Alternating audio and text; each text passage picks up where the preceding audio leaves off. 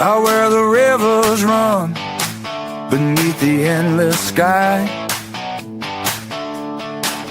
with a pack on my back and dreams that never die, chasing shadows of gold in the mountains so steep. A heart full of fire, a promise I'll keep. We're digging for a fortune, let the adventure unfold. With a swing of our picks, we're striking it bold. Laughter in the air, we're wild and we're free, chasing all our dreams where the treasure will be.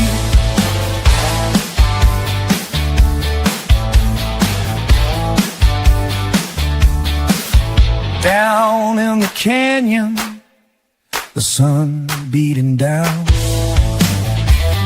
With each step we take, we're shaking this ground.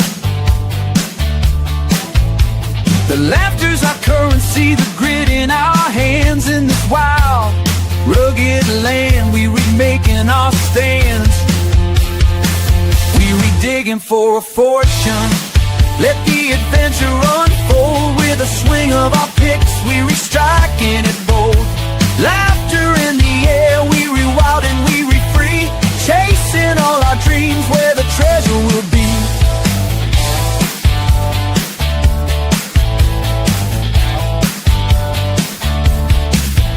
Hear that clink of the picks echoes through the night. With a spirit of gold, we're ready to fight. The thrill of the hunt with every heartbeat. No map to our dreams, but we'll never retreat. We're digging for a fortune, let the adventure unfold. With a swing of our picks, we're striking it bold. Laughter in the air, we're wild and we're free, chasing all our dreams where the treasure will be.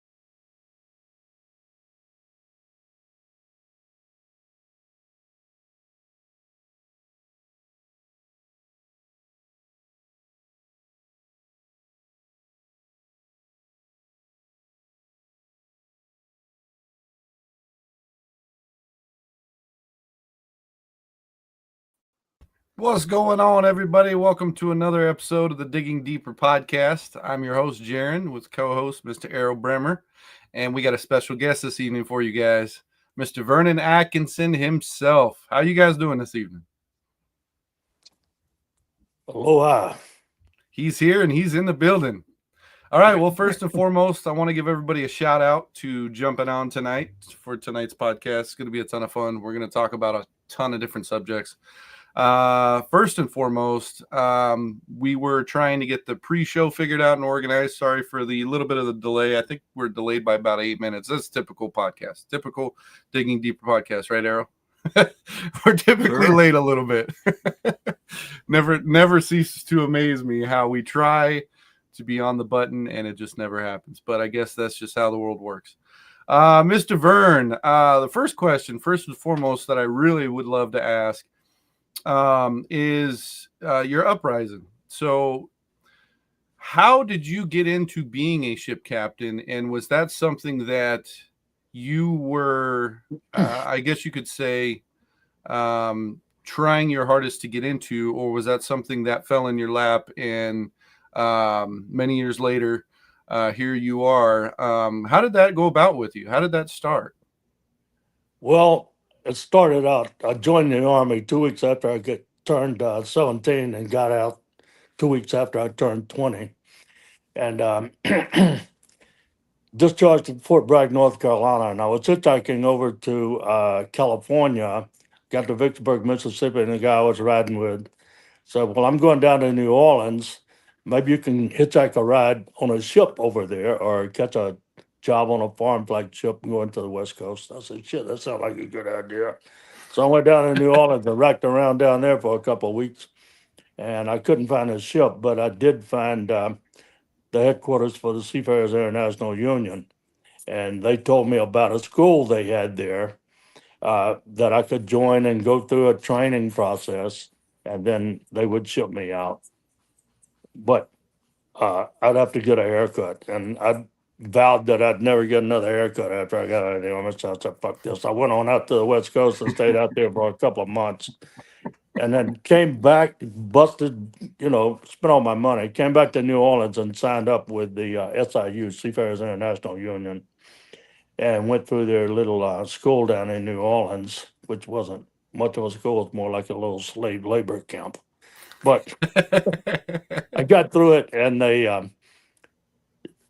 long story short, they shipped me out on this old freighter, rust bucket freighter, a Waterman line freighter called the Wild Ranger. The Wild And it Ranger. was just what a collection of miscreants that was from top to bottom. And we went over to Southeast Asia. We stopped in Japan and Panama Canal on the way over there, and then went to Vietnam, spent 30 days there, and then went on over to Korea, and I had a blast in Incheon.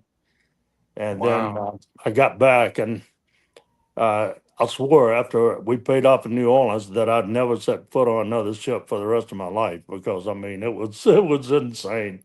I mean, if you ever read that Zap comic book from back in the old days called Captain Pissgums and the Pervert Pirate Crew, well, that's kind of like the way it was on the Wild Ranger. So, but after a few months there in New Orleans, I I had to sign up at the union hall to get my vacation pay, and after a few months, I sort of forgot about all the bad stuff and just remembered the fun I'd had and all the money I made. Right. And so I went and signed up, and that's how it started. I just kept going back. Just about every time, I'd swear I'd never do it again, but I always did. Wow. And, So, and at what age were you when you first signed up and then first manned the ship? At what age were you? well, I was 20. I'd just gotten out of the army. I was about 20 years and 2 months old when I got hooked up with the SIU. I stayed at their school in New Orleans for 45 days, and I shipped out in September the 7th of 1966 on the Wild Ranger. Jesus. And then the process is you put in sea time, and then if you get enough, after you get enough sea time, you can sit for your third mate's license. And so it took me a long time. I mean, it's a long story, but I was about, let's see, in 1977, I think it was when I finally got my license. So I must have been, I was unlicensed for about 10 or 11 years, something like that. And then at a certain point, I decided I was going to get my license, and I started studying. And when I started studying, I just shut down everything. I didn't watch TV, read books, read a newspaper. I didn't do anything except study. I had my books out on the ship with me, and I was grinding away for a long, long time, 2 or 3 years. And Wow. then I went to a couple of what we call CRIP courses. Pacific Maritime Academy is local, and then also a school in New York. I finally figured out I wanted to be someplace where there were no distractions, so I went to the Seaman's Church Institute in New York in Manhattan to their school there, the Merchant Marine School, I think they call it. And I stayed there for 2 or 3 months, but come to find out, all the people I'd lost contact with, they all ended up in New York. And every time I turned around, somebody else was coming through that Seaman Church Institute, and then they wanted to party. I wasn't partying with them. I mean, Right. seriously, I stopped doing everything. I wasn't smoking, drinking. I Nothing. wouldn't even read a book. I wouldn't even look at a magazine. All I did was study. Wow. And then finally, I quit going to class because there were too many distractions, and just studied on my own and took the friggin' test. It's a 4-day test for a third mate's license, Holy and crap. passed it.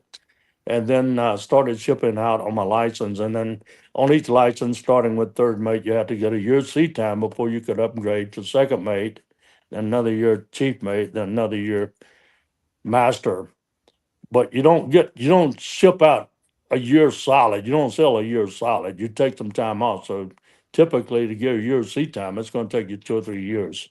But Wow. I came through pretty quick from the time I got my license, third mate license.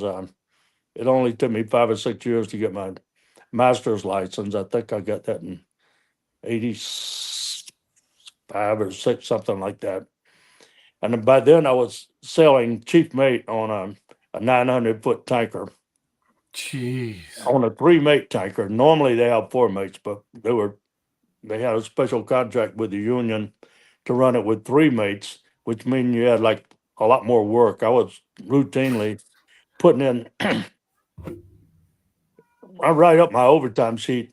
I never wrote up less than 350 hours in a month. And then plus you got Jeez. how many more hours? 40 hours a week time four. I mean, I was putting in an incredible number of hours, but it was grand theft dough. I was making more money than that was Yeah. those ships were the highest paying ships in the world at the time. I was making Wow. more money than the captain by far. Yeah. And then finally, they cut the ship back to, they put another mate on, made a 4 mate ship. I remember I called the vice president of the company. I said that. So I hear you putting a fourth mate on the overseas Boston. He said, yeah, that's right. I said, well, how's that going to impact my overtime? And he says, well, hopefully it will reduce it significantly.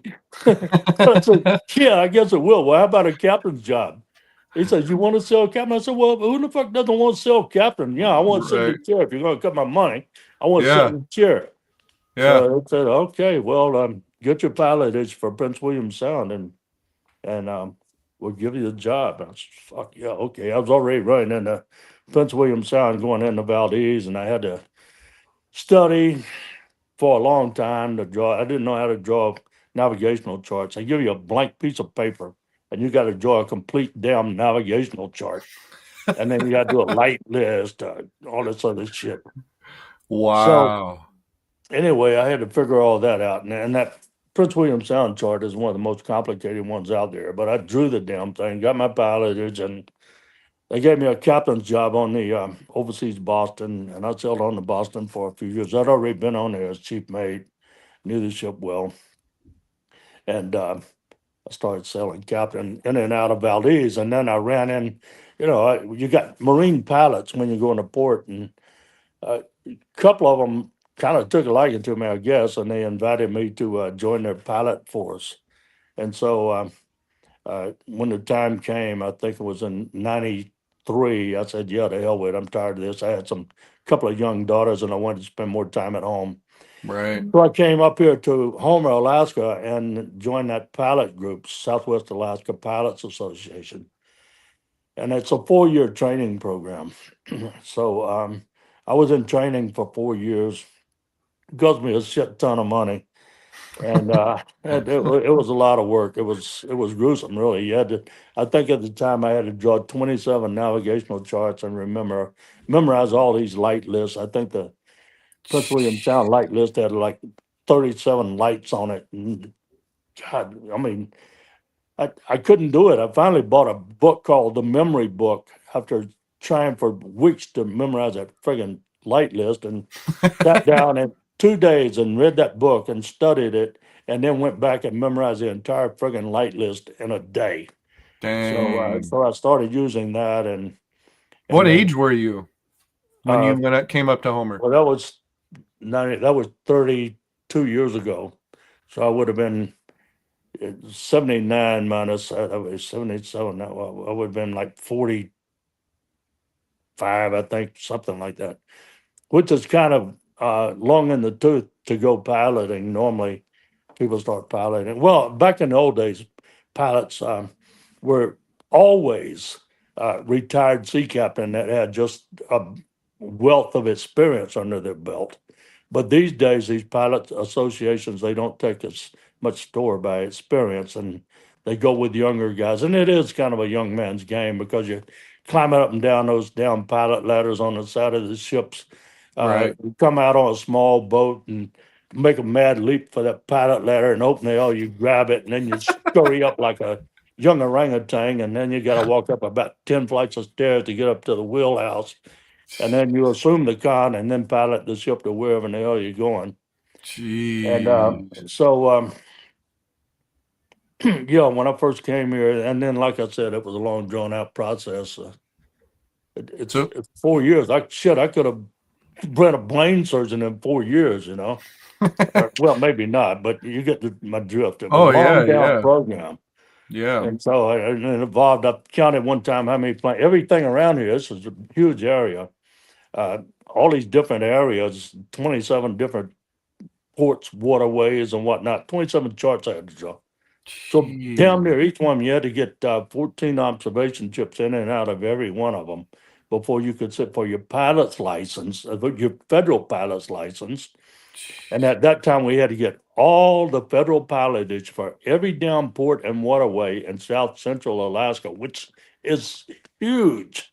I Right. mean, you do all the coastlines, there's like tens of thousands of miles of coastline. And Right. then after that, you got to do your state pilotage, which you got to go back and do it all over again. You got to do supervised dockings and undockings in all these crazy ports, various numbers, Jeez. sometimes up to 14, different places like in the Kiski, it was a shitload. I don't know how many you had to do up there, 20, I think, whatever it was. But you had to do it under the supervision of another pilot, and they got to approve or disapprove your maneuver. And fortunately, and that was it already spent 3 years doing the federal, and then I had to do another year or whatever it was For the to get state. my state pilotage. And then so once that was all done, I started piloting ships, and it all paid off. I'm glad I did it. It's just a great job. Just believe me, it's really a challenge. Very satisfying to pilot a 900-foot ship. Some of them are 1,200 foot long. Jeez. Huge ships in all kinds of weather. I'm talking about, I mean, brutal weather up here in Alaska. And then bringing those big ships into Valdez. We serviced the terminal in Valdez, and bringing those big ass tankers in there. And I've docked ships in Valdez in 70 knots of wind. So, Holy crap. but I mean, that's the kind of thing I like to do. It's because it's exciting and it gets the adrenaline flowing, and you don't have to So revert to crime or some off the wall shit to get that rush. right. And So if and the you pay is like, par excellence. right. So So if you were to look back as you're sitting here now, and all of the sea hours you have, is there any of that you would ever take back? Like any of it? well, if I compute all my sea time, it's well over 20. Hell, it might have been 30. Altogether, I retired, I think, from SWAPA, from Southwest Pilots, and I think it was 22 or 3, whatever. But at the time, I had 56 years of going to sea in the merchant marine in one capacity or another. All right. Jeez. The last 30 or so were as a pilot. Right. But if you add up all the days, it was well over 20 years. It might have been like 25, might have been 30. Okay. But let's call it 25. I had 25 years of actual day for day sea time. I mean, you don't even get that much time if you're a multiple murderer, So, Right. Yeah, serious. You are right on that. I mean, but was there anything I don't know, would I do anything different? I don't know. Yeah, would you do anything different? Like, for instance, you talking about going up to Homer, Alaska. In that moment, you sitting here now, is there anything that you would have changed instead of Yeah, going up to right. Well, I Homer, mean, ever going since the beginning, I was always I knew that gold had value, but beyond its measurement in dollars, and I always intended every time I'd make a payoff, I'd go far and go far east or Europe or wherever, and come back and they give me a ship pot full of money, yeah. and me being young, dumb, and full of go get it, Yeah, uh, yeah. I would invest it. in houses and lots generally, Yeah. houses of ill repute and lots of booze and other inebriates. Yeah. So, I mean, I was having great fun, but I probably should have invested more wisely. A Yeah. friend of mine, he was always about the gold, and he did what I was gonna do. And every payoff, he would buy gold, and Wow. he ended up with. One time, he asked me to bring his, go to his locker, his lock box, his safe deposit box, and bring his gold to him over in Hawaii. He had retired and had moved over to Kauai, and he had like 90 pounds of gold. And I was going to do it. Holy And crap. then for some reason, he changed his mind and decided he'd come and get it himself. Oh yeah. But Wow. but that's, I mean, that's what I really regret. I regret not investing in Yeah. gold in the beginning. But then there came a time when I decided, well, I'm going to get after it. I didn't put it away. I didn't sock it away in my youth, but damn it, henceforth, I'm going to get it right at the source. Yeah. So you being up in Homer, Alaska, um, now after you said, you know what, I want to spend less time at sea. I want to spend more time with my daughters. Um, as a person who has 5 kids myself, 3 boys, 2 daughters, I mean, that's completely understandable. You know, if I could work less, I would to be able to spend more time with them. But I definitely wasn't working the amount of hours. I mean, I was probably working a spec. I'm working a spec the amount of hours that you are working, so I have no room to talk. But so you move into Homer, Alaska. Um, what made you decide, you know what, enough's enough out at sea? I'm comfortable. I'm ready to dig into getting into gold. What was kind of your thought process of, okay, now I want to get into gold? What are my options? What kind of was going through your mind when you finally decided, hey, you know what, I'm going to start chasing some gold? Well, it didn't happen that way. I didn't quit going to sea. I continued piloting up until a couple of years ago. But I remember the day I was coming back from Kodiak. I had a job over there and at the airport there in Anchorage in 2010. And on the TV, there was some politician. I don't know who in the hell it was. I don't know. It might have been Obama, Yamadama, whatever. Somebody was on the screen talking about the economy, and it made no sense to me. I said, "This is total bullshit. Yeah. Fuck it. I don't have any faith in the U.S. dollar, and I don't definitely don't have any faith in the U.S. government." So Yeah. I changed my reservation. I was going to fly on home to Homer. Instead, I flew to Nome. I had 10 minutes to catch my flight. I jumped on that plane, flew to Nome. I racked around there for 2 or 3 days, and I bought myself a little 6-inch dredge. I talked to some people, found out a little bit about it, but I continued working. I flew on back. I was back and forth several times that summer, and then the next when at that end of the season is when I bought the Wild Ranger. It was a 27-foot stiletto sailboat catamaran Yeah. that I converted to a dredge here in Homer. And I named it the Wild Ranger after that first ship I was on. It's crazy as that ship was, which might not have been a good omen because, I mean, if you watch the early shows, Yeah. the Wild Ranger was just a comedy of errors. I mean, look who I had on there: Meister Slammer, uh, Yeah. Rydell, and Jason Yeah. Walker, and myself. And so you get like 4 nut jobs on a ship under high pressure on a boat, small boat under pressure, and then all kinds of How shit's many gonna break loose. I tell you. Yeah. how many So, nut jobs does it take to dredge? but I think really, truly, I think that's what made the show. I know I didn't get much airtime that FaceTime because I was mainly down here working, and I had Master and I'm running the boat for me, which it's I don't I'm not even going to get into that. You have to watch that first season, Oh, I but did. I'll put Oh it yeah. mildly, it didn't work out. Yeah. Yeah. but Yeah. but then at the end of the season, they had this, they called it After the Dredge. We met down in some old stagecoach station outside of Santa Barbara, I think it was, down in California, and they were doing this session. And the guy who was conducting the interviews at this table in this old stage station that was from back in, 100 and something years ago, whatever. Tom Beers, he was the head of original productions at the time, and he had like Yeah. 16 or 17 shows on TV at the time. He was a heavy hitter in Oh yeah. Hollywood. Nice guy too.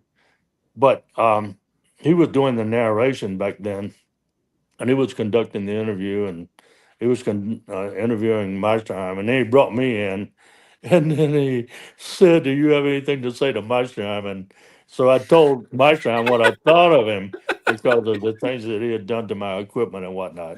And Yep. next thing you know, I mean, I got up and I walked to the end of the table. I never in my life give a snake the first bite, but that time I did. Yeah. I hesitated. I was gonna cold cock him right in his seat where he was sitting, but then I Just remembered I right got in the 7 cameras staring at me, so I better let him get in the first lick. So he did. He did. And then what they didn't show in that clip, which went viral, everybody in the world saw it, I guess, Oh was yeah. Tom Beards was hanging on my back. Every time I got ready to throw a punch, I couldn't get one off because Tom was hanging onto my arm. And You- somehow or yeah. another, Steve Rydell got involved in it. I can't remember exactly how he was interfering with me also. But everybody in the green room, all the other cast members who were waiting to be interviewed, they're watching this shit on TV, and they saw it bust They loose. were in shock and awe. Yeah, and then Ian Foster, Scott Foster, Yep. Sean, everybody just swarmed in there to Yeah. break up the fight. And it Yep. ended up with a stack of bodies about 7 or 8 people high in the middle of the floor. And I never went down. And so they started pulling these bodies off the pile.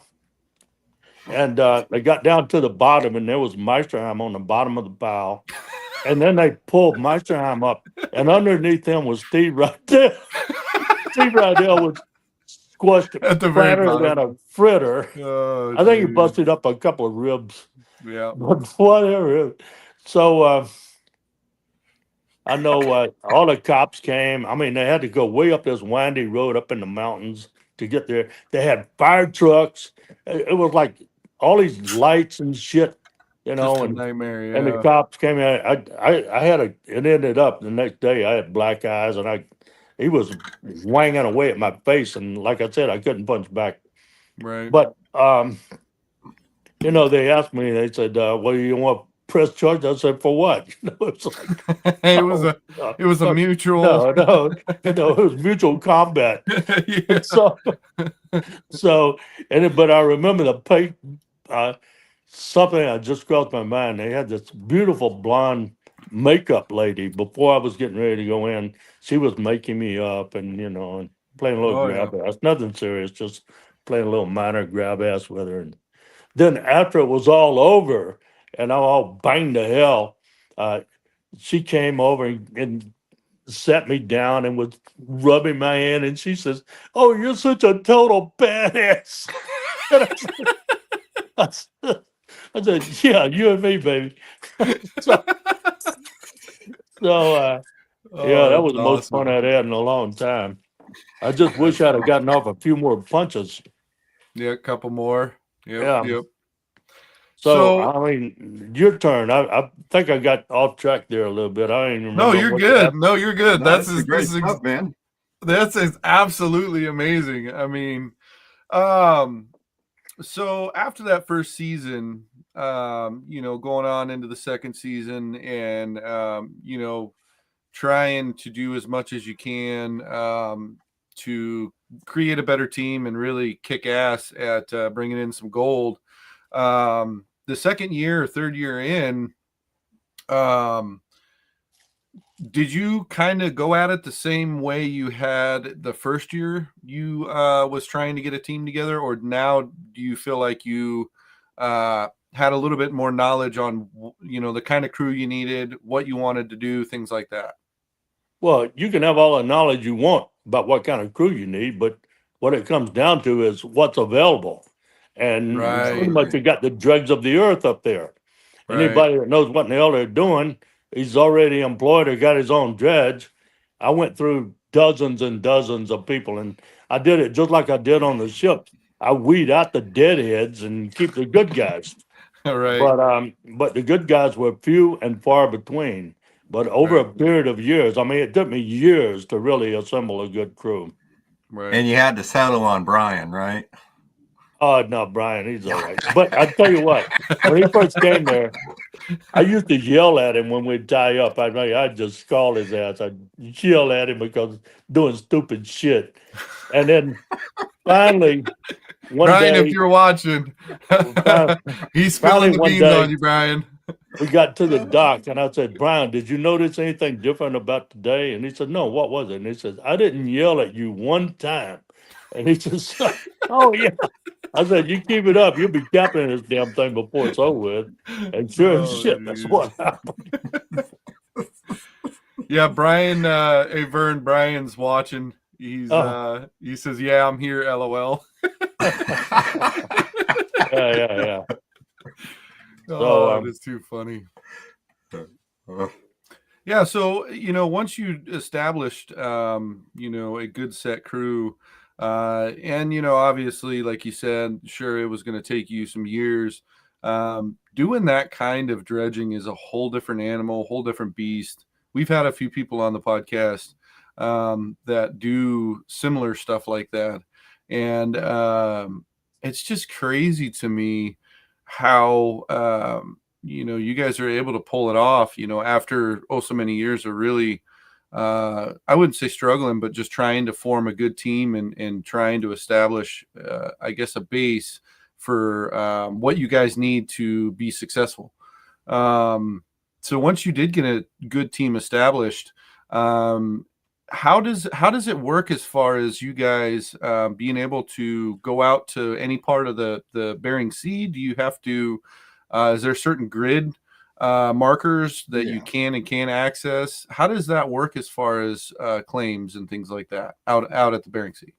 well, I mean, you can either work in the public recreation areas, which they have too, and I did that for a few years and got pretty good goal up the East Rec area.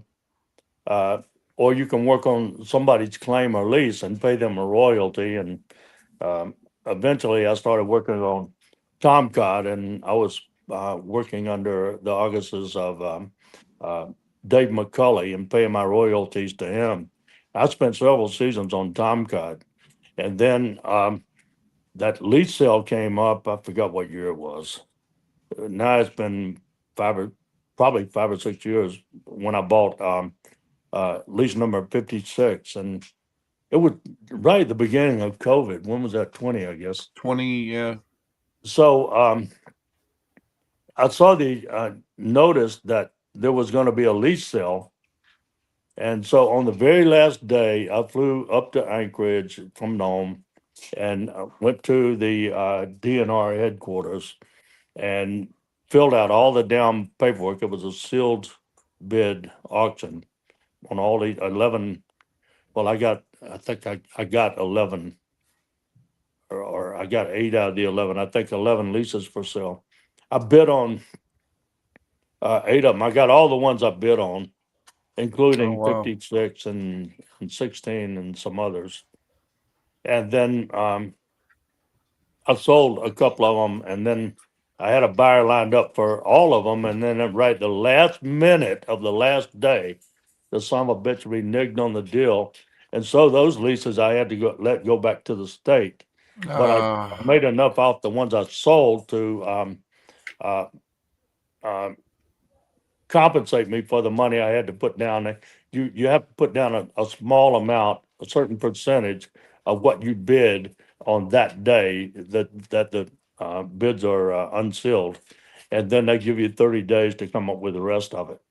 Well, because of COVID and oh, one thing or another, it ended up being longer than that. But finally, the day came when I had to pony up $50,000 for uh, lease number 56.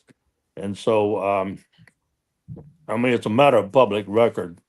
And so I had to just scramble around and dig up 50,000, which doesn't seem like a lot of money, but sometimes it is, and sometimes it isn't.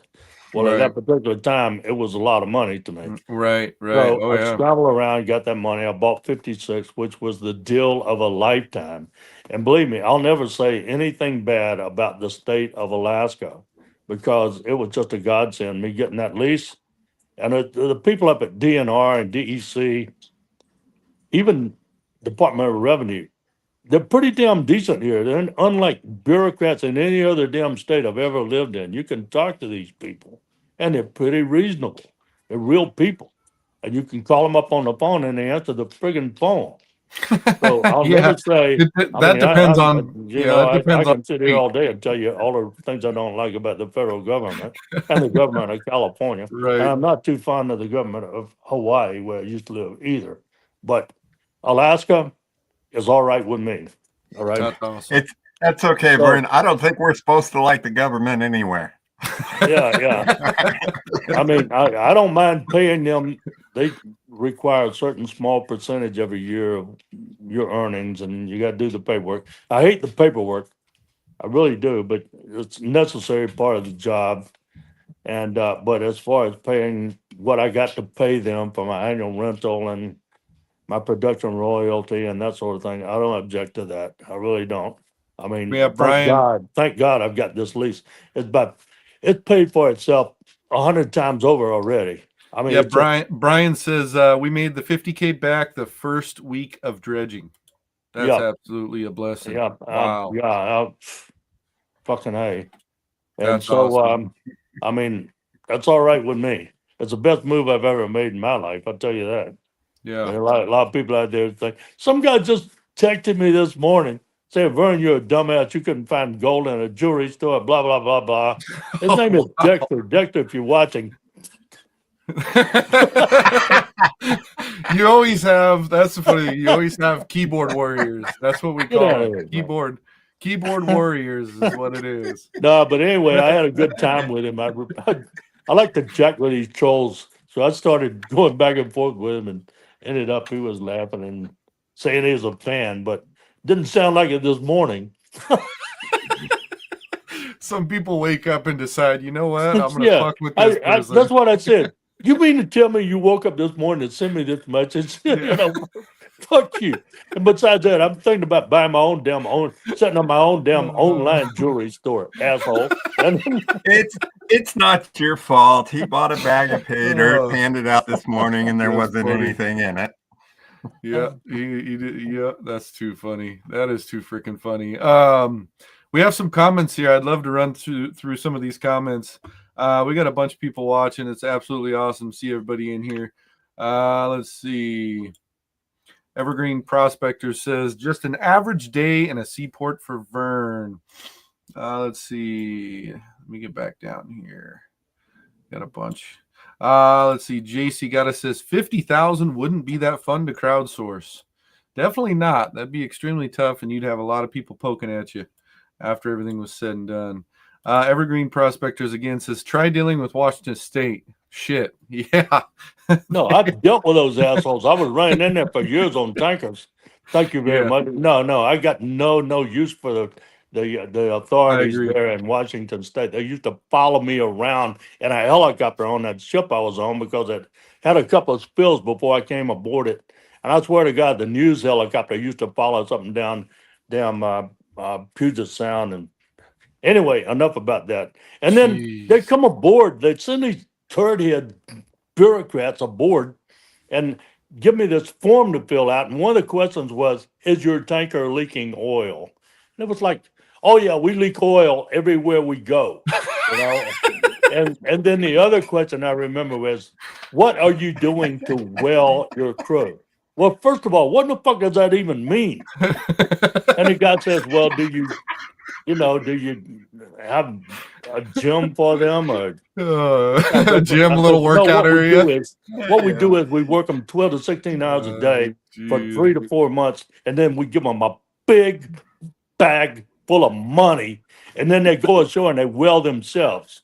And Yep. I wrote that shit down, and I don't know. It's, what you do? Yeah, I mean, I that would is a answer- wellness program on that damn ball to the Jeez. wall tanker. It took everything we could do with the crew we had. We had a 24-man crew on a 900-foot tanker carrying 1.2 million barrels of oil. So it took Jeez. everything we could do every minute of the day to keep that son of a bitch afloat and everything functioning properly. But I don't Right. know yeah, if Washington State was one of the places I did not like to go. Yeah, I have to agree with you there. Arrow, what were you saying? oh, I was going to say, if they asked me if my tanker was leaking all out, I would have told them not anymore. Well, it in fact had been leaking oil a couple of times. We That's used to funny. run into Ferndale and a lot of times into Ferndale and Vendovie Island in the early days. We'd go behind Vendovie Island, anchor up, and then we'd light her off until we got light enough to go to the dock. And trying to think of that other port we went to. It doesn't matter now, long time ago. But I ran into on the overseas Boston. I ran into Puget Sound there for a few years, maybe 4 or 5 years, something like that. And that I'm trying to remember that one town we used to go to that was so nice there that I liked, but it's skipping my mind right now. They had a couple of oil terminals there in that town. I'll think of it here later, but it was a beautiful town. And at one point, I was thinking about moving there, but now the way things have gone in Washington, I'm glad as hell I didn't. Instead, I came on up here to Hawaii. I mean, not Hawaii, but Alaska, yeah. friggin' godforsaken frozen wasteland of the North, Alaska. Jesus, frozen Alaska, wasteland. the other Hawaii. Hawaii of the far north. It's like Hawaii, except different. Cold as shit during the winter. That's for sure. Let's see. We got another comment here. Tim says, met you in Nome in 2015 at Airport Pizza. You were crabby but cool. Okay, oh, I'm at least, yeah. Sure. Yeah. Oh, I love it. Absolutely love it. Let's see here. Robert E. Lee says rental and percentage and hit the old pocketbook. I believe that's what when we were talking about the leases and whatnot. Let's see. JC, careful, Brian. Somebody from the IRS may be listening. All right. So back to what we were saying. I totally spaced on asking you one major question I really wanted to ask. What I wanted to know is, you tried the underwater robotic dredging. What kind of? I mean, were you just trying new technologies out, see if it works, swinging a prayer? If it's a home run, Well, it's a no, I home mean, run. ever If since I've not, been up there, I mean, right after I got up there, I figured underwater dredges were the bottom crawlers were the way to go.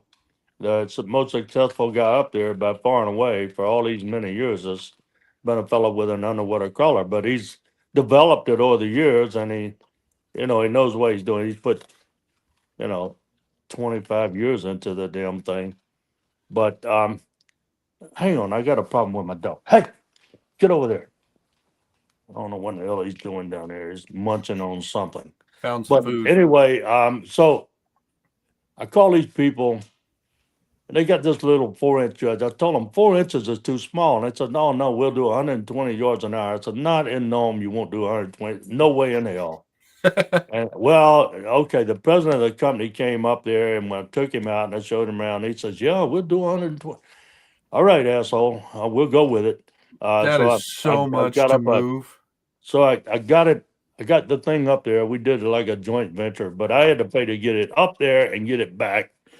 I got it up there and got it out on scene. Well, we did it that winter to start out with, and we had to make some modifications to it.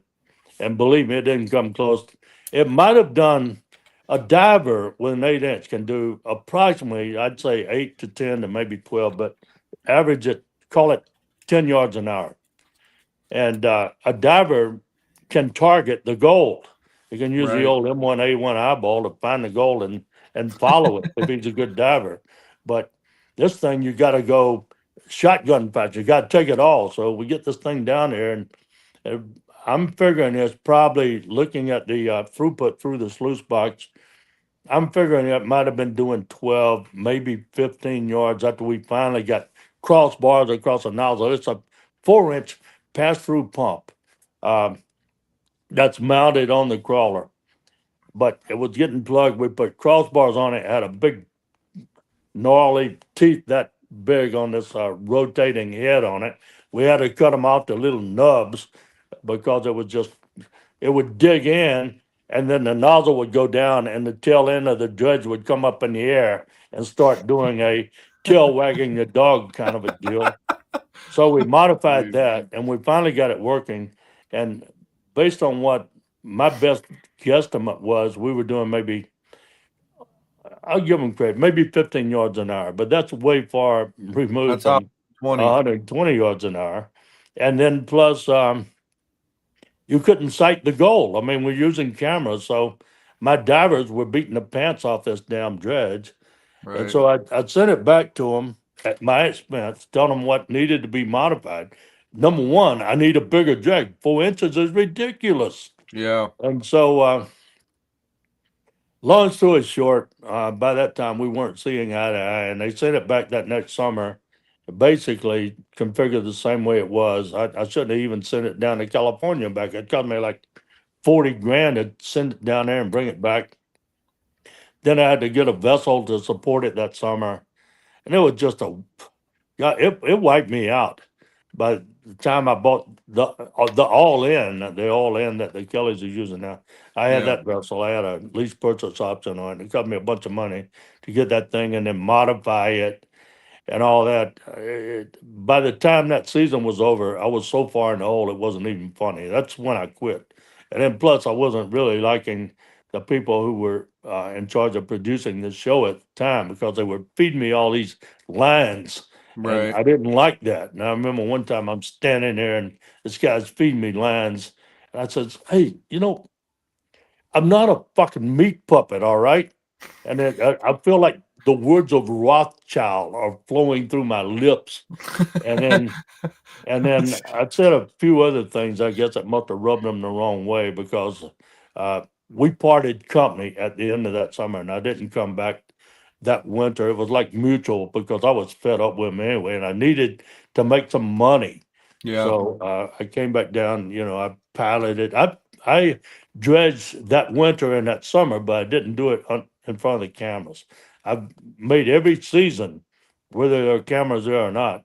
And then I wasn't in the show for a couple of years, and then I got ready to bring the gold ship down to Yukon, and I called them up and told them what I was doing. I thought it'd be interesting for people to see how the folks along the Yukon lived. And so they sent a cameraman, a good, turned out to be a really good friend of mine, Kelvin. Kelvin came aboard as our cameraman. He was with me my first season out on the ice, first ice season. And then he came back for that trip down the Yukon. And we had a great trip down the Yukon. And then I got back, I made my peace with the production company, and they ended up getting a much better shot caller, showrunner up there than the one they had that year when I quit. Right. And so everything's been simpatico as far as my relationship with the production company. I didn't have, I mean, I never have had really much to do with Discovery. My dealings have mainly been with the production company, and I've been quite happy with them for the most part. There were 1 or 2 years when there were a couple of showrunners there in Nome that I didn't get along with, and they have sent cameramen around a couple of times that I had a falling out with. Back in the early days, they followed us all over the place, every day, every step, even in the bathroom. These sons of bitches were all over me like fleas. I You're, remember one night I sent everybody home on the dredge. I'm asleep on the floor, cold yeah. as a dog in my float suit, laying on the floor asleep. And I woke up, and here's this Yahoo standing over me with a camera about 6 inches from my nose. And Jesus. I woke up and I came unglued on that son of a bitch. I ran him out of the cabin, made him stand out on the pontoon, and they sent the boat. He got on the boat and he went ashore. And I guess he went straight to the airport and flew out of there because I never saw him again. Jeez. But for the most part, the people on the production crew have been just first class. Those guys, they ought to do a damn show about them. Some of the shit that they do, they lead a pretty exciting life for the most part. Oh, I'm sure. Yeah, we're following every step of the way. Let's go ahead and take a quick 5-minute break, and then toward the end of the second half of the podcast, should I say, I really wanted to discuss some of your biggest gold finds, some of the mistakes that you had on the Bering Sea, and then I really wanted to discuss what has worked best for you throughout all of the years of owning different dredges to be able to use. So let's take a quick 5-minute break real quick. Everybody stick around. We have some pretty juicy questions coming up next. And then we'll go from there. Does that sound good to you, Vern? Yep, sounds good.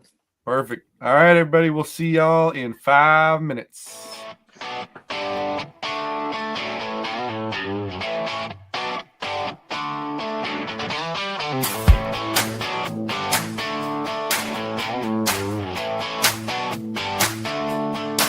Out where the rivers run beneath the endless sky, with a pack on my back and dreams that never die, chasing shadows of gold in the mountains so steep, a heart full of fire, a promise I'll keep. We're digging for a fortune, let the adventure unfold. With a swing of our picks, we restrike and get bold. Laughter in the air, we real wild and we real free, chasing all our dreams where the treasure will be.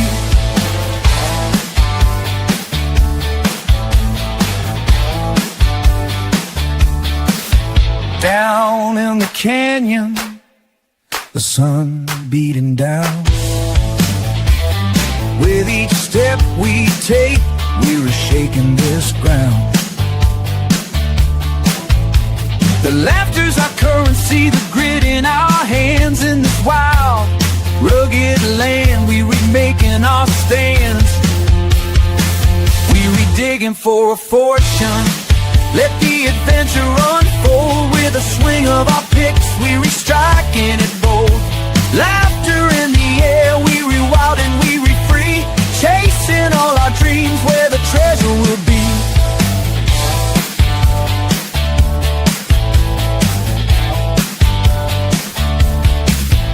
Hear that clink of the picks echoes through the night. With a spirit of gold, we're ready to fight. The thrill of the hunt with every heartbeat. No map to our dreams, but we'll never retreat. We re-digging for a fortune, let the adventure unfold. With a swing of our picks, we re-striking it bold. Laughter in the air, we re-wild and we re-free, chasing all our dreams where the treasure will be.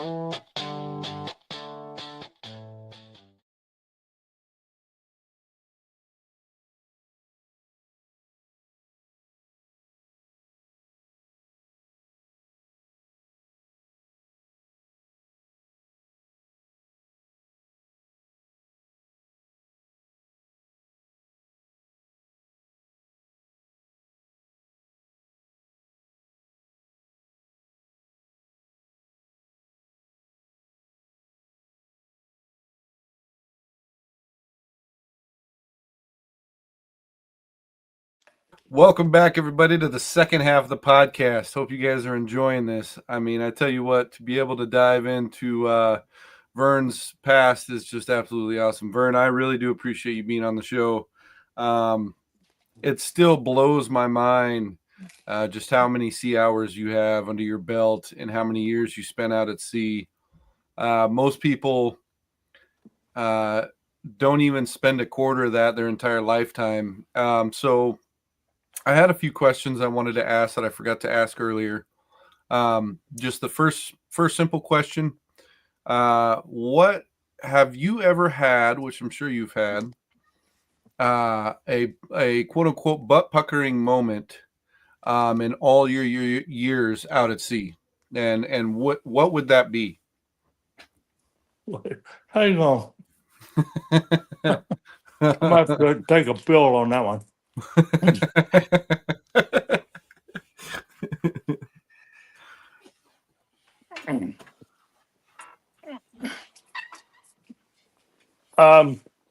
Yes. Yes. Hang on, I'm just getting situated here. I've had many. I have many. Uh, Too many to even count. They say that, I mean, one definition of seafaring is long periods of uh, boredom interspersed by short bursts of pure terror.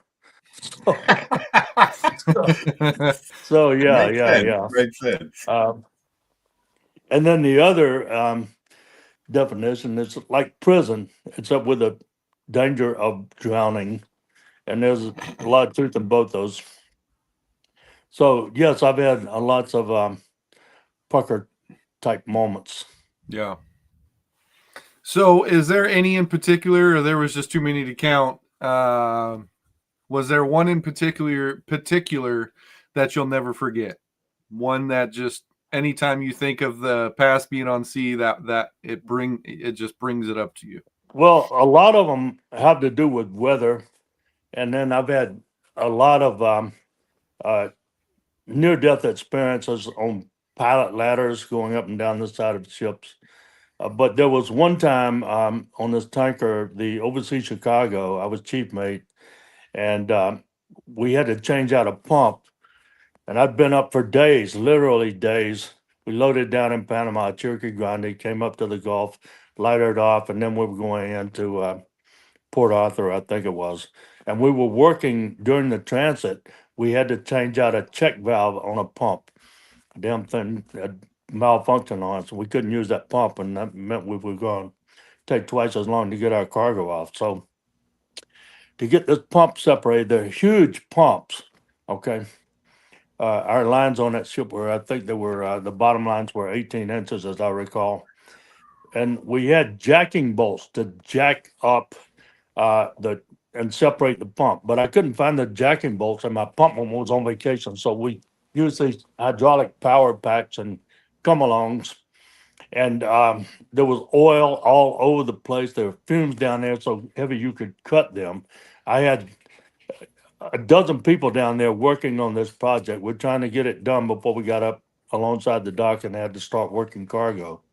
And like I said, I was dog tired. I mean, incredibly tired. And so we had this come along strapped to a beam with a wire strap going down to the head of the pump. And this guy was cranking on his come along. And we were using hydraulic power packs because, like I said, we couldn't find the freaking jacking bolts. Right. And then the guy was coming down on his come along, and something told me that's, and I said, that's enough. And he kept coming down on it. And one of the strands on the wire strap broke. It shot blue sparks. It sounded like a shotgun going off. And all of a sudden, there was this fog. And somehow or another, my vision got blurry. And I'm standing there, and I remember thinking, well, am I alive or am I dead? Oh, geez. Because I saw a blue flash when this thing broke, and the atmosphere was so heavy with hydrocarbons. And they were all within the explosive limits. Let me tell you, I do not know why or how in the hell that damn engine, that pump room did not blow up. And Jeez. it just that was probably, I mean, probably one of the scariest things that's ever happened out there. But I got a lot of. I could sit here all night and tell you weather-related horror stories. Oh yeah, I'm sure. Um, and my second question, let's dive back into the dredging aspect on the second half of the show. The second question from me personally, what was or what has been your biggest haul in one season? Your absolute biggest number on the scale to count. Well, one year, the year that Jason Walker and Shem and Justin, my daughter Elaine, um, a couple of other people were working. We worked, and I was letting Jason run the show back then. And Jason, he put us on some great gold. We went out there that winter, dropped down right on top of some fantastic gold, and we got 186 ounces that summer. I mean, that winter, uh, more than anybody else. Then that summer, we went right back out in the same area and got another 186 ounces. And and Wow. then the other judges were around us like flies Oh after yeah, that. But flies on shit. so to date, that is my best year. Wow. Last summer, we had a bad start because of uh, the fact that my boat fell off the trailer as we were getting it out of the water the summer before last because some people who I will not name now, but you'd know them, they had their dredge parked up on the ramp and were holding it in place. It was one of those diggers with their bucket on their excavator. They dug into the ramp and took a big divot out of the ramp. And then when I loaded my boat on the trailer, my dredge, the gold ship, to Yeah. pull it out of the water up that ramp, the tires wanted on the starboard side hit that big divot, and it tipped over, and the boat fell off the trailer. And we repaired 27 holes, all kinds, messed up my engines. One of my outboard, they Jeez. had to change the outboards and whatnot. So the first of this last summer, we had to do all those repairs, change out the engines, do repairs to the sluice box, and so that cost me. And then plus I had some personnel issues along those times. I won't get into that, but I had this one guy who was rather recalcitrant. Okay, I'll leave it at that. I finally got rid of his sorry ass, and then Oh jeez. so altogether we lost a good 2 weeks right at the very beginning of the season when the weather's the best, Right. and then I ended up with um, two divers in a row. I did the season with two divers on the boat, but the first diver, one of the divers was good right from the get go. Excellent, matter of fact, really excellent in all respects. He was easy to get along with and everything else. Good shipmate. The first guy, he was a knucklehead. I'll leave it at that. And then the other Yeah. guy was a good guy, but he just didn't really have the eye for the gold. And then about mid-season, I got another diver who had a really good eye for the gold. And so then I had two gold getters.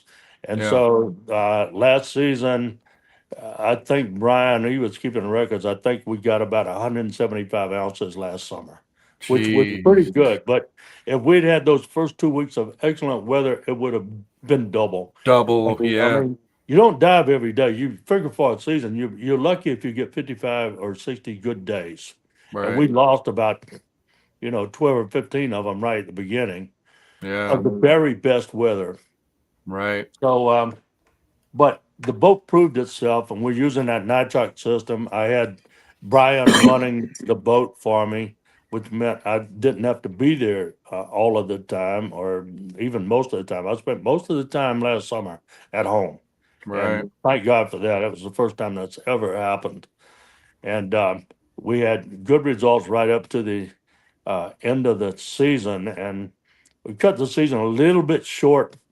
We might have missed 4 or 5 days at the end of the season, but by then everybody was just kind of worn to a frazzle, and Ready to pack up.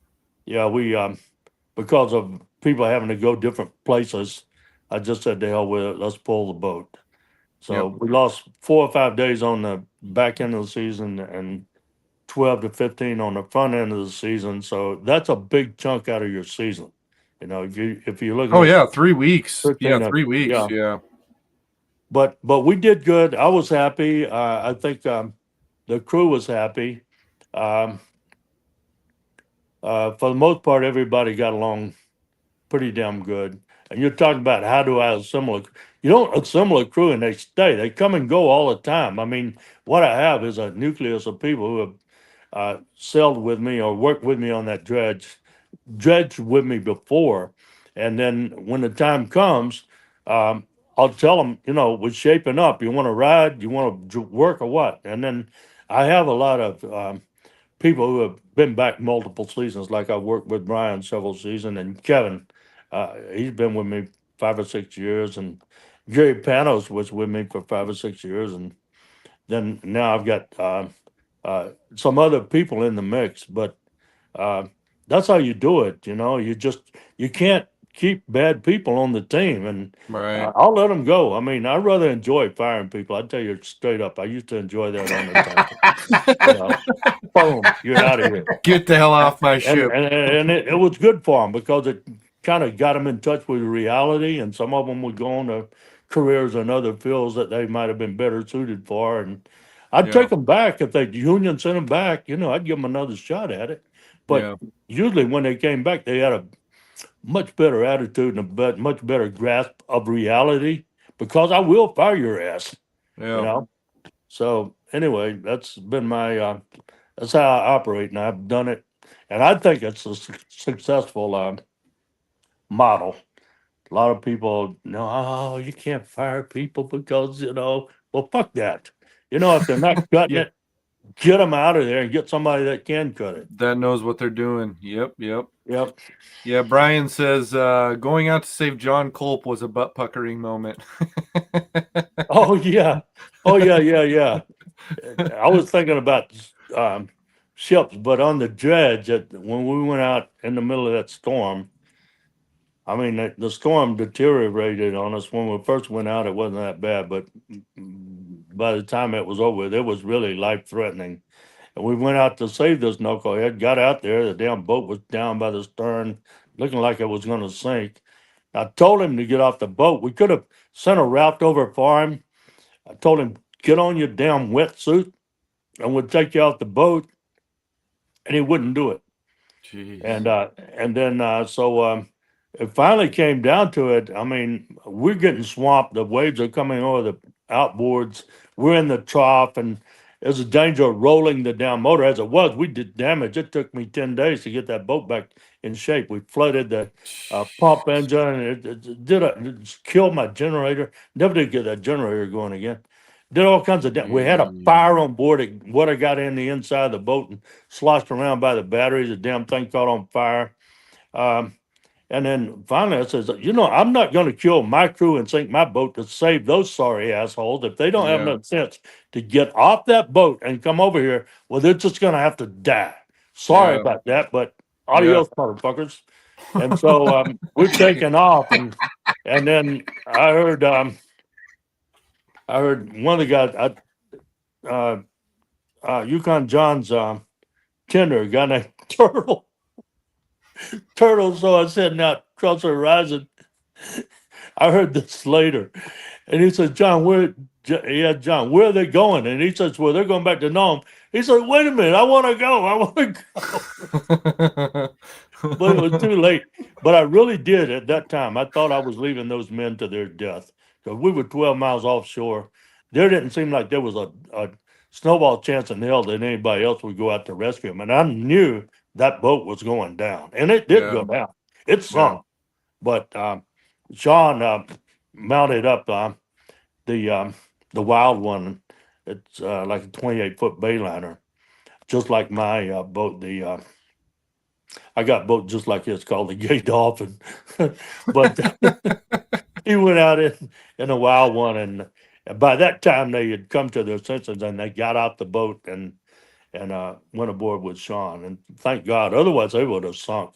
Yeah, A they couple of would've. days, a day or two later, Yukon John got a friend of mine or of ours, another miner up there, Ben Kilgore, to go out with his uh, aluminum hauled about a 35-foot fishing boat with an inboard. And just as I came up on that dredge, the thing went just bow up in the air and wiggled around a little bit and sunk to the bottom of the ocean just as Jeez. I came on side of it. And I mean, it was going down, and really, I felt bad about it. I mean, incredibly bad about it, leaving them out there. Yeah. But my options, like I said, we can stay out here and try to rescue these guys that don't want to be rescued. He Yeah. wanted me to toss them a line and try to tow them in, which would have sunk my boat. Oh, 100%. And Yeah. so it's either leave them out here and save my crew, or stay out here and we all die. So I Yeah. made You got the to decision I had to make. make the executive's decision to get back in with your own crew. Yeah. We had a couple Let's- people wanting to ask questions. I was gonna say, yeah, we got some let's flooding see. in here. Yeah, where are we at here? Let me see. Start with JC up top there. I was good. I had Evergreen Prospect. He wanted to know, Vern, do you only dredge in the open ocean, or do you go inland as well?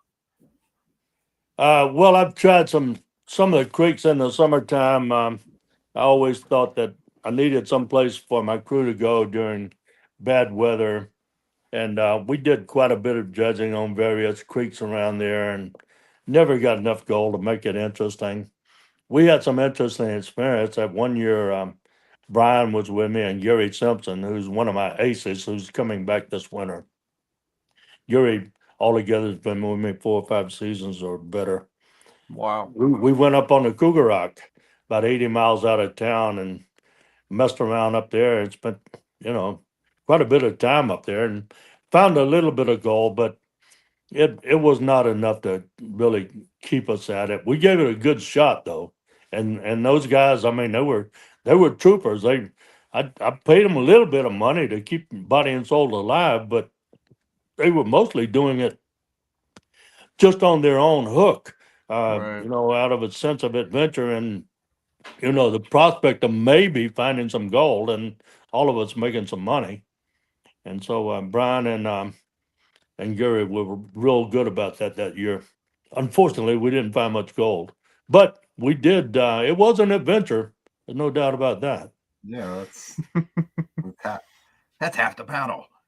I think we got another one. JC Gata says, what role do you think AI will play with underwater robotic dredges? I have not really thought about it. There could be a role in really sophisticated rigs where AI might possibly Detect be of gold some a little bit advantage. easier. Be able to detect gold a little bit easier. Something like that, I'd imagine. I don't think so. Probably I don't not. think I mean, the visibility down there, I'm sure, is not the greatest on a good day. I mean, cameras are you really can't see it. You got to have the eyeball, or otherwise you got to go down and you can tell a little bit about the bottom, and the kind of material that gold likes to hang with. But as far as actually seeing the gold, it's not discernible using cameras, I got to say. Wait till But cameras are an aid. I think cameras help us out quite a bit. And there might be some function of AI that I'm not aware of that might, improve the dredging experience, but I don't think I'll be using it anytime soon.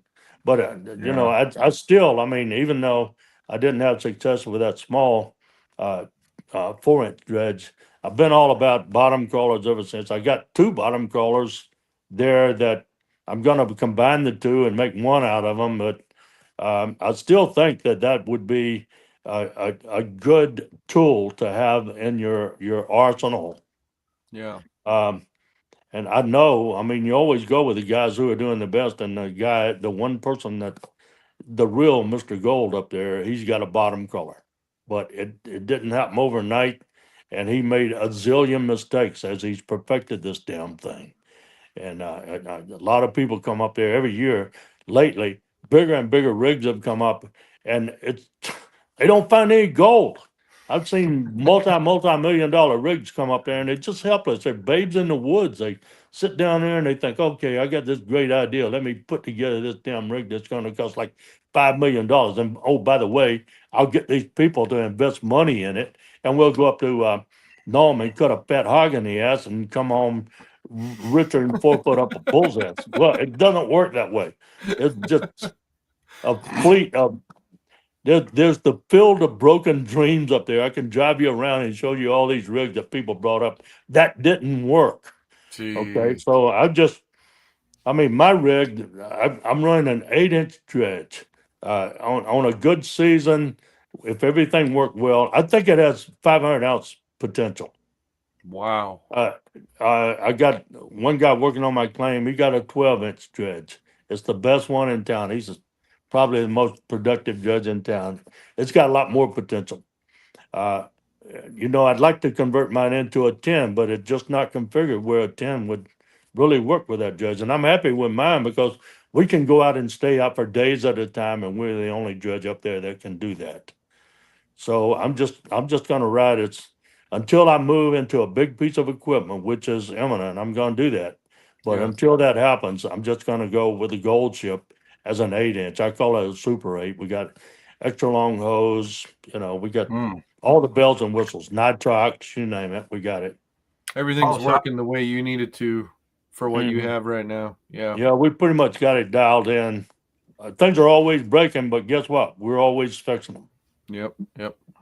Paul Shiver chimed in and said some guy used AI at Crater of Diamonds Park to decide where to dig, and he found a 2 carat brown diamond. Jeez. He found a 2 carat diamond. Yeah. 2 carat brown diamond, yeah. Okay.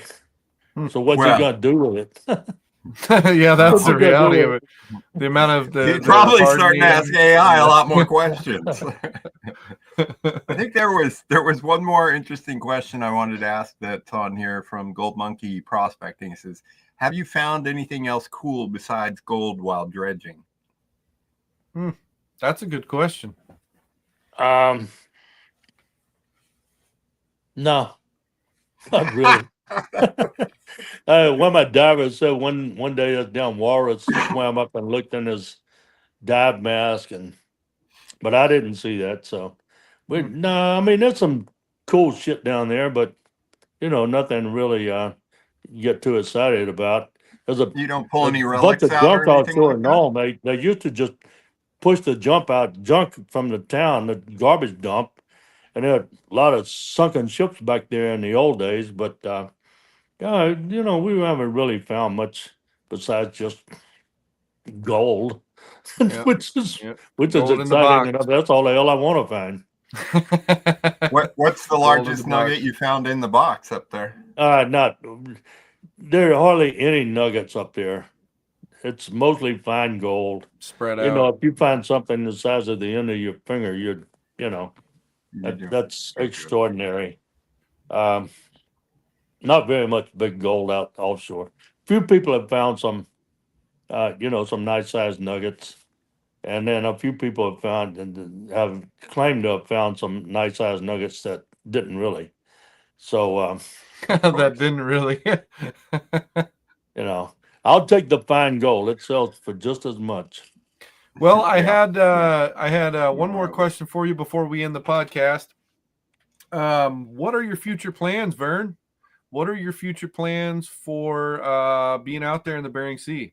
What's your future plan? Well, for my immediate future plans, I was going to go to Nome here in a couple of days to go ice dredging. I got people up there working right now, and I got some divers lined up to fly to Nome. I was going to fly Gary Simpson up Friday, tomorrow. But then the ice broke off yesterday morning. We had flat ice, big shelf of ice out there. It was looking beautiful. And then it broke off and drifted away. But right there at 56, it did not break off. The shore fast ice extends quite a ways beyond the southern border of 56. And so that particular part of the shore fast ice is still intact, but just several miles of ice offshore broke off and traveled to the west toward Tom Cod and got down by Tom Cod and hit the Shorefest ice and sheared off these huge pans, sheared off and went over towards Sledge Island. And so everything seemed to be jammed between where Tom Cod meets the beach and Sledge Island. That's all wedged in there. And then offshore of that, the ice is moving. And so now I've got my men standing by to wait to see what happens when the ice comes back in.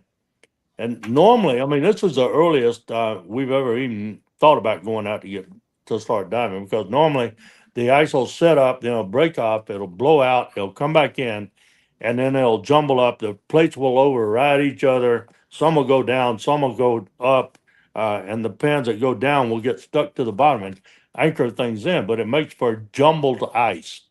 And Right. this year it's been so cold for about a month, damn near a month and a half, that the ice just froze without doing that. It was a huge plain of Hmm. just flat ice, which flat ice is good for when you're dredging, because you can get out there with your snow machines and we can go all the way out Oh, into the yeah. deeper water where the gold was and whatnot. But now I've told the people we're going to wait and see what happens when the ice comes in. And then at a certain point, I'll pull the trigger. We'll muster all our forces, and we will go out there and set up our ice mining gear, cut the holes, send a man down there, and start sucking it up. I got Yeah. some places laid out. Right now, it looks like we can get right back out there where we were last summer in the deep water in the 40-foot depth. And if we can get back out there, I mean, we'll kill it. We want some really, really good gold. I Yeah. know a couple of I've got some other spots that are closer in and 20 feet. The deeper you go out there, the more likely the ice is to break off and drift out to sea, which you don't want that to happen. You don't want to be on that ice when it happens. I'll tell you a story. Some friends of mine, I think it was in 21, 22. My guys were out there dredging on 16 right in front of town. And it was in April. No, March 15th. The ice broke off about 100 yards past where my people were, Gary Panos and his sister, Jenny, and a couple other people. And some other fellows were on that pan of ice with all their gear. And Gary says they seemed nonchalant about it. Here the ice broke off, and the lead between the ice pan and the shorefest ice kept getting wider and wider. And they're walking around and doing different things and all. And then the ice kept drifting further and further and further offshore. And then Oh, people started coming down on the beach, watching these guys, and one of them was, I believe one of them was Yukon John. Seems like he's all right in the middle of everything that fucks up. all the fuck. And Oh, the other Jesus. one, the other guy was a good friend of mine. I'll think of his name here in a minute. But eventually, that pan of ice just drifted off out of sight. And the one of the fellows that was on it told me later that the pan started breaking up, and they kept jumping from piece to Piece to piece. And piece. finally, he was on this little pan about the size of his Wow. kitchen. Wow. And it was all it was wobbly and topsy turvy, and it walked to one side and the side would go down. And he said he was just about ready to, give it up. And then here Call it, came the yeah. Black Hawk. They sent the National Guard chopper out and put their asses off the ice. They Well, lost all their wow. gear and everything. But they had their 15 minutes of fame. They were on national news, and I think some television outfit from Canada interviewed them and all. But that's the danger. You don't want to be on the ice when it breaks off. Most of my ice dredging gear is on inflatable pontoons. My ice shack's on some 20-foot long, 24-inch in diameter inflatable pontoons.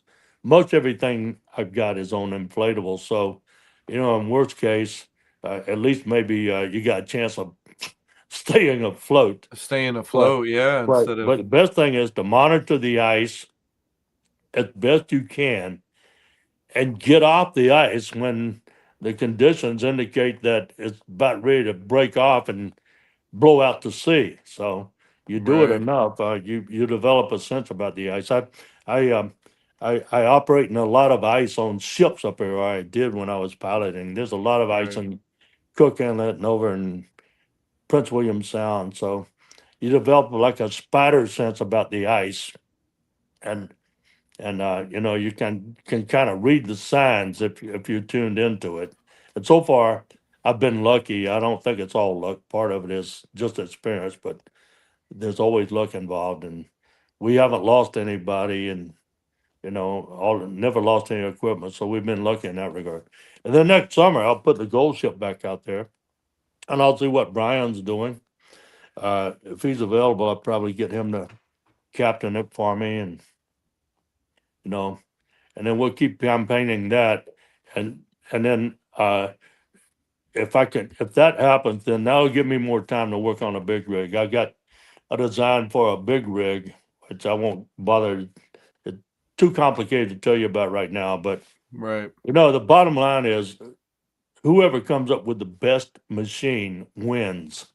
And I've seen them come and go, and I've got a real good idea of what it takes to get the gold up there, and that's working.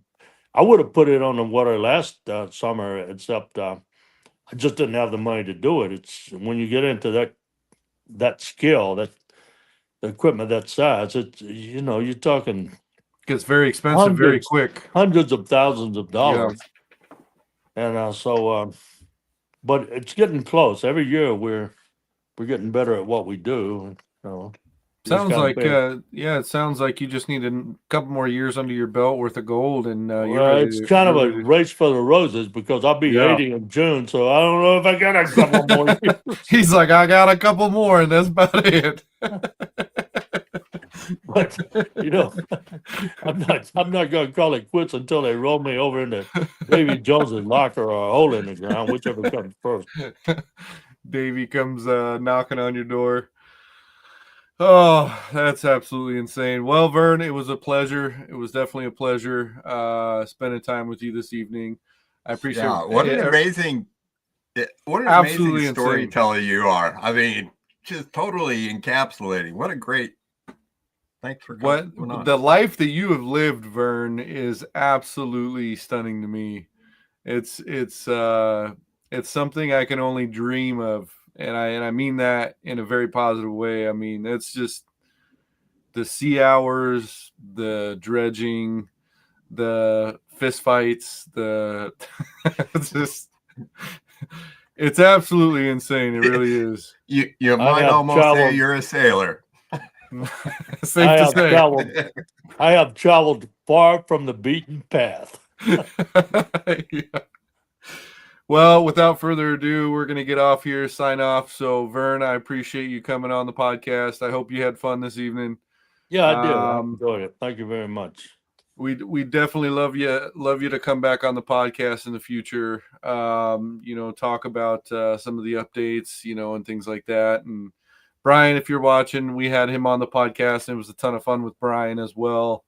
But for everybody watching, I appreciate you guys taking the time out of your day, jumping on here, listening to all us bump our gums and enjoy each other's stories. So with that being said, I hope every single one of you have a good night and stay tuned for the next podcast. So y'all have a good night now.